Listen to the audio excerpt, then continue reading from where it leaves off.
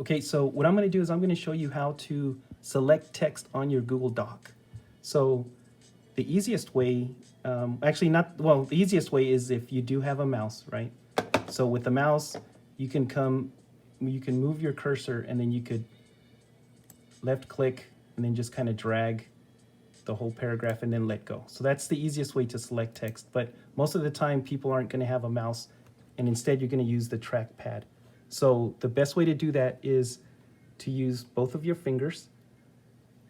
So what I do is I'll come to the very beginning of the paragraph and then I'll click one time with my left hand, and then with my right hand I'll just drag the cursor until I select the whole paragraph. Okay, and then I can let go, and so now the whole paragraph is selected. And then if I want to unselect it, well then I just click one time anywhere outside of that selection and it unselects it. So if I want to use my text-to-speech, what I'm going to do is I'm going to activate it first. So I'm going to come down here to the bottom right. I'm going to click one time. And so now my text-to-speech is activated. What I'm going to do now is I'm going to create the red box so I can put the text inside of that red box that's going to be read to me by the Chromebook. So with my left finger, I kind of place the cursor at the top where I want the box to start. And then I'm going to push one time and then just hold it there.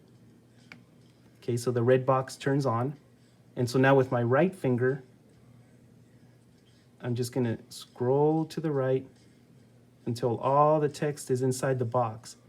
And now I'm going to let go with my left finger. Using video 2, please answer what did you know about the Vietnam War before watching the video? What did you learn after the video? Please send at least 2 to 3 sentences. Okay, so that's how you can use two fingers with your trackpad to be able to select paragraphs to get your text-to-speech to read.